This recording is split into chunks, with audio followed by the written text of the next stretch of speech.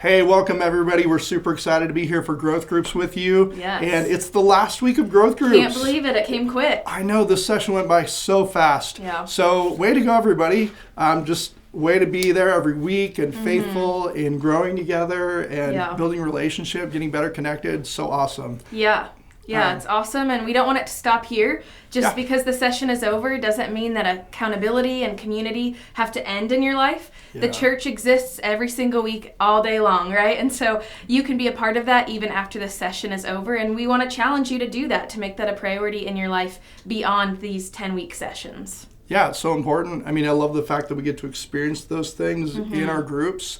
Let's find ways to keep doing that. Yeah. Just for our own health and for our ability just to grow as Jesus followers. But it is our last week, and in weekend services, it was also the last message in this series we've been in, Citizens of the New Kingdom, and looking at the Sermon on the Mount and how Jesus is calling us to live as his followers. And been a great series. I've loved it. Yeah, me and just so many rich things have come out of it. I've taken so many notes. It's been great. Yeah. But in this last message that we had, what's something that stood out to you the most? Yeah, we had a lot of different illustrations this week from the chunk of scripture we were in Matthew.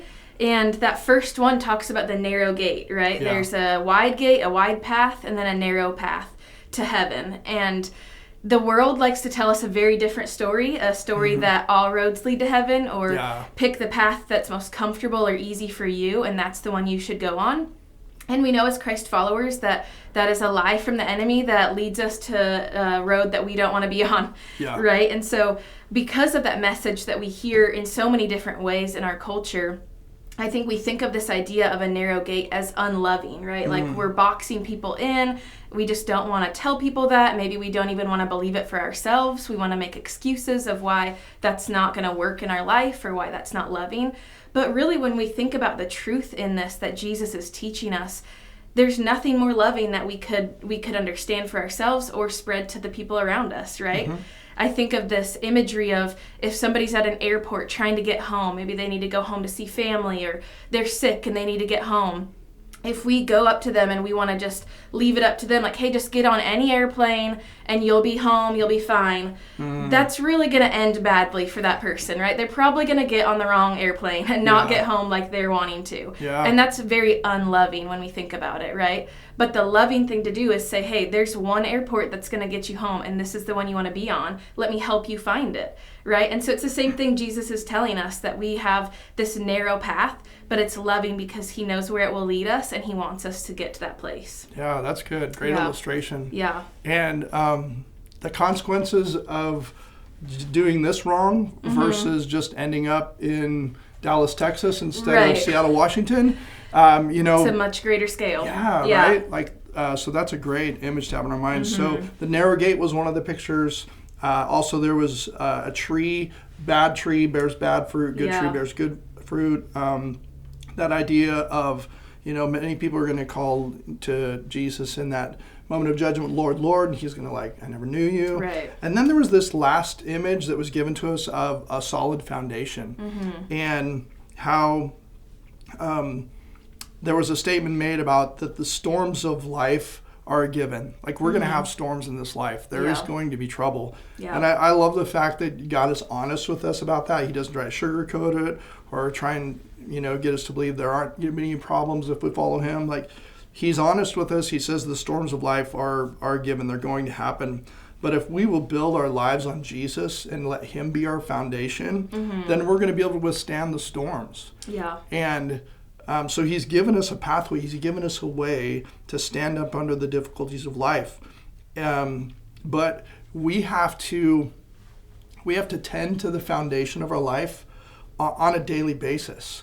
The statement was made, we have this mentality of set it and forget it. Right. I think if you have the image of a foundation of a house, the builders, they come in and they set the foundation and then they kind of just move on, right? Right. And so I think we can tend to do that in our lives. Totally, yeah. Where we just kind of check the boxes of, the things we believe we're supposed to do, and then just kind of move on to other things. Leave it there, yeah. But it doesn't work that way. We have to continue tending to the foundation of Jesus being what our life is built on. Mm-hmm. And that if we'll do that from the very beginning, it's so much easier than like coming back later and trying to fix things that we've built on.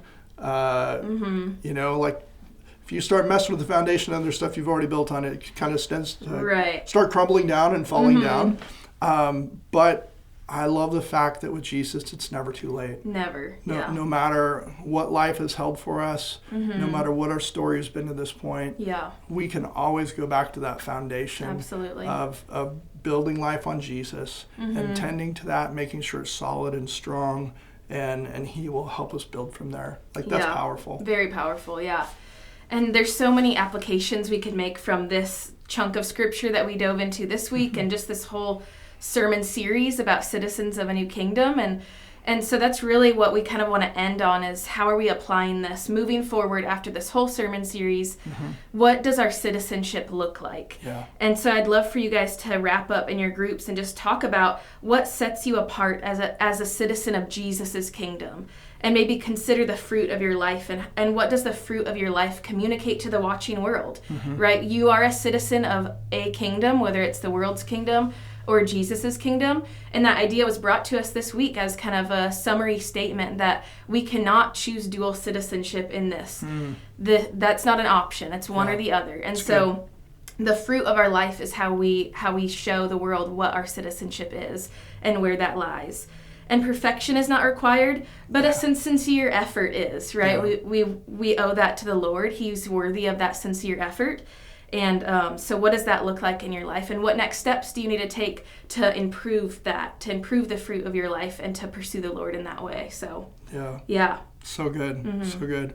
Well, hey, we just want to say thank you again to all of you that have participated in a growth group this session. Thank you to all of our growth group leaders.